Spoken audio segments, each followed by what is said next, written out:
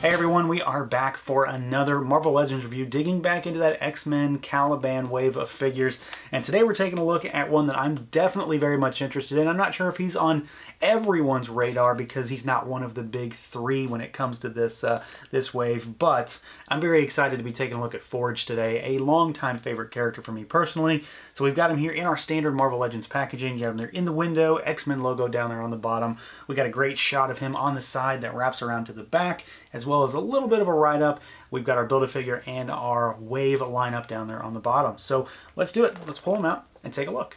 And here he is out of the package, everyone's favorite mutant weapons master, Forge.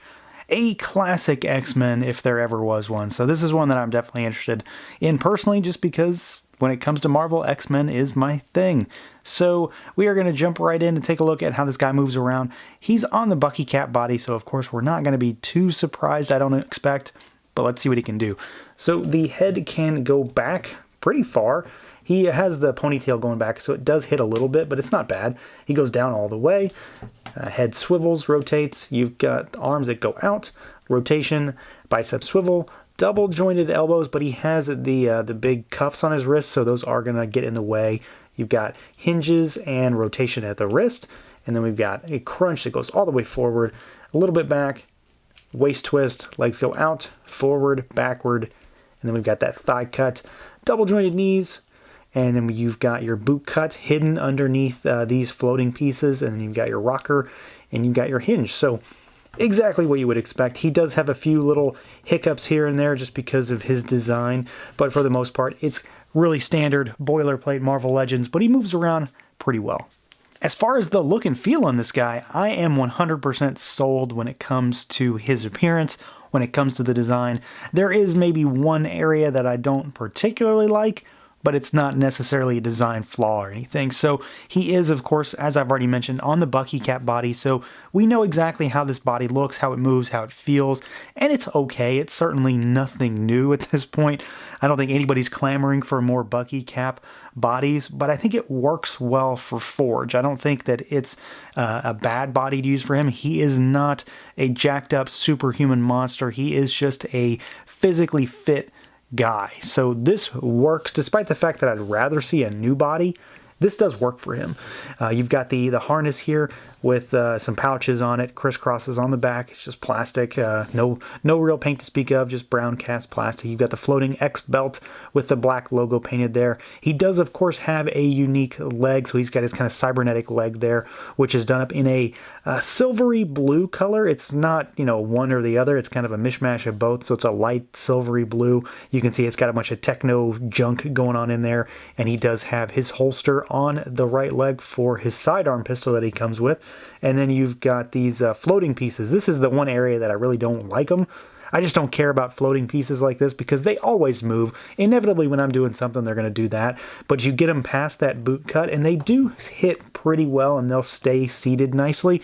But of course, you still have to deal with them. So I may hit them with a touch of glue and make them lock in place because they don't need to go anywhere. I just wish they didn't go anywhere out of the package. Otherwise, though, I think the figure does look pretty nice. I do have one paint flub up here.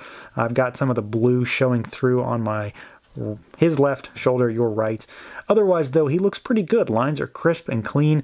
I really love the detail in the cybernetic leg, and the body just works here. Again, it's nothing new, it's nothing special, but at the same time, it works for Forge.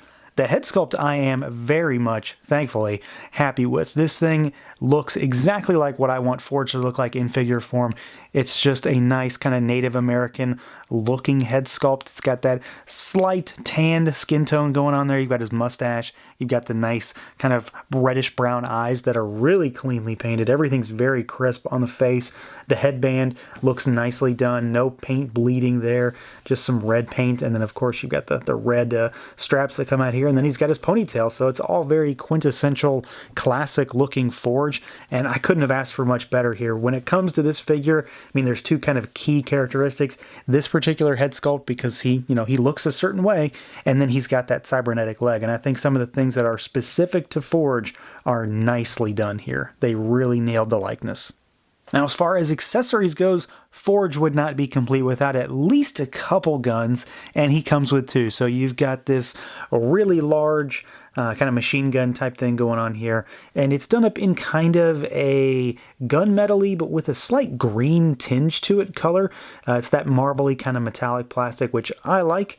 And it's got some nice sculpted detail. There is no paint on this thing. And then he's got this little pistol over here. So you've got two options, and this pistol, as I mentioned, is compatible with his holster here. So you can put his sidearm in the holster and lock it down. I don't know that I've seen either of these guns before. I'm sure that this gun has probably been used somewhere, maybe, right? I'm terrible at placing the Marvel Legends guns. I've said it before, so this is not my strong suit. I just know that I have not seen this gun before, and if I have, it's been a while. So you've got two guns. I would have always loved to have gotten more. It's Forge. He has an endless array of things he could create. But having two at least is good enough. And he can hold the big gun in both hands simultaneously, do a two-hand pose or a one-hand pose. And then, of course, you've got the other gun, which works in either hand just fine. Although he only has one trigger finger hand, and that is on the right side. So overall, this is pretty much exactly what I wanted to get as far as a Forge figure goes. I think the barrier to entry is pretty low for this one because he is, for the most part, just a standard guy. Of course, he does have the cybernetic thigh, and then you've got this specific head sculpt for his character, but otherwise, he's a pretty basic human-type character. So Hasbro didn't have too much work to do, and I think they did a pretty good job here. I really like just about everything about this figure except for the boot cuffs, but that's just more of a personal preference, pet peeve kind of thing. They certainly don't hinder this figure in any way, and he looks exactly like I wanted him to. I think this is pretty much the Forge figure I could have ever wanted, done really nicely here by Hasbro. So I'd say pick it up if you're even remotely interested in getting maybe a more secondary type of X-Men figure, but something that definitely fits in line with the rest of what we've gotten so far. So that's going to do it for this look at the Marvel Legends Forge figure. Let me know what you guys think. Feel free to like, comment, subscribe, and share, and until next time.